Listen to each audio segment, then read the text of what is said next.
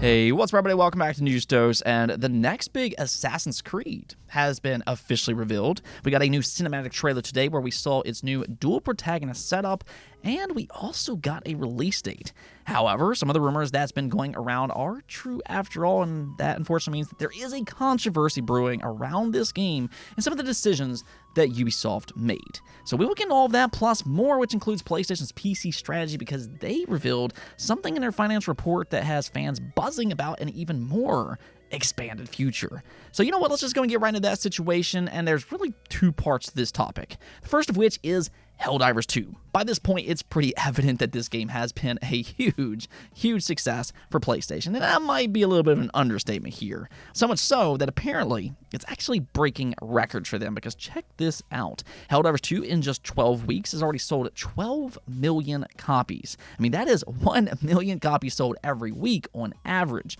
And that is absolutely insane. So insane that it's officially PlayStation's fastest selling first-party game ever made.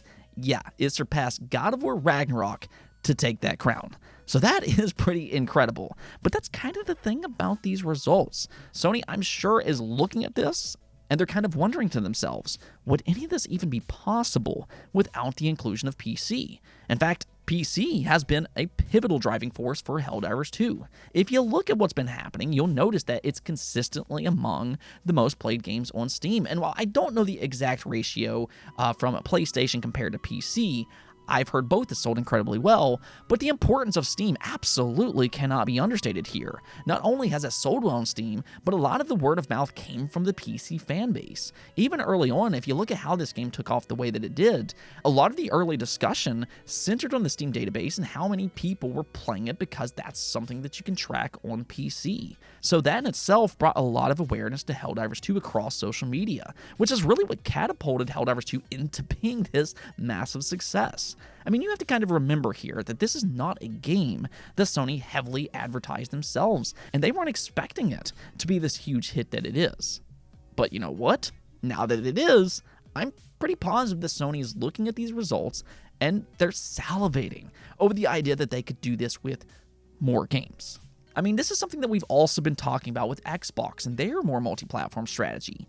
If Xbox finds success on PlayStation, which seems like they have with Sea of Thieves, well then yeah, there's a good chance that Microsoft will look at that and they'll discuss bringing over more games in the future. And that same logic kind of applies here to PlayStation and their PC strategy. Helldivers 2 is kind of an interesting situation for them, because it released simultaneously across PlayStation and PC at the same time.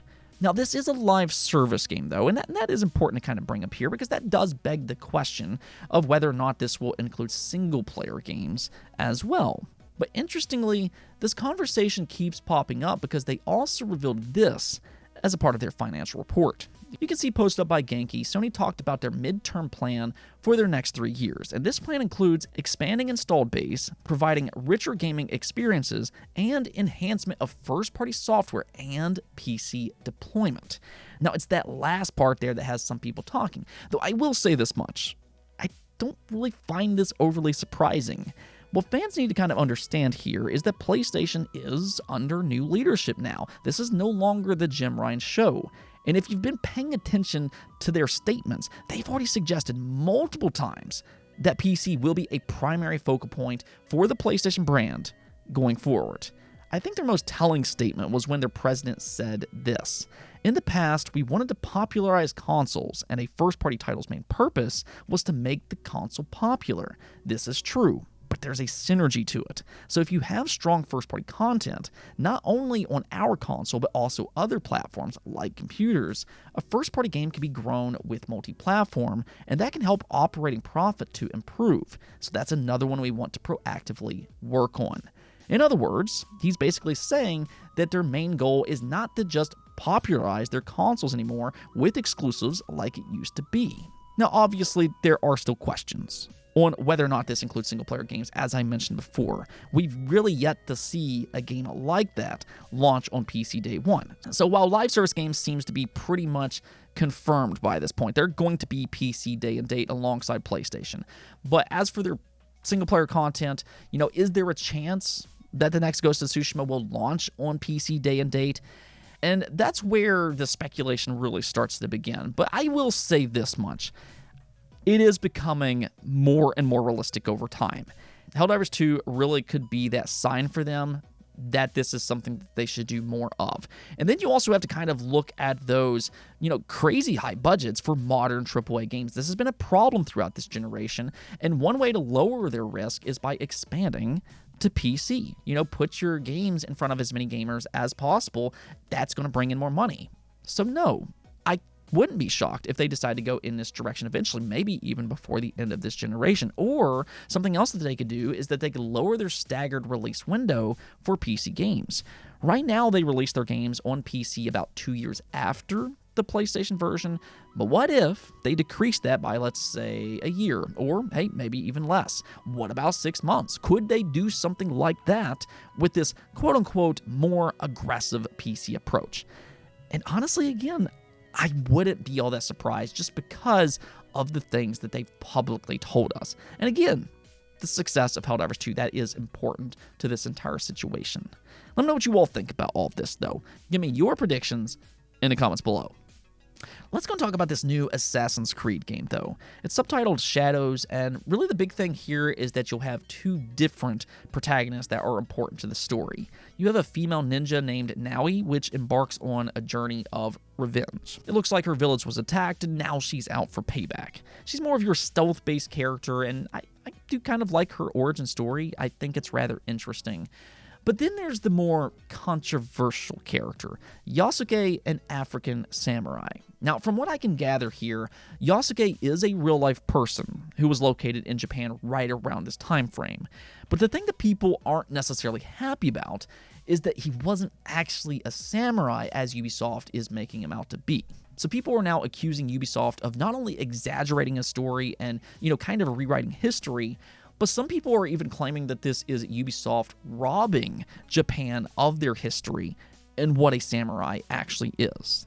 The question that fans are seemingly asking is that if Ubisoft wanted to use a historical figure as one of their main protagonists, why not base it on accuracy and use an actual samurai?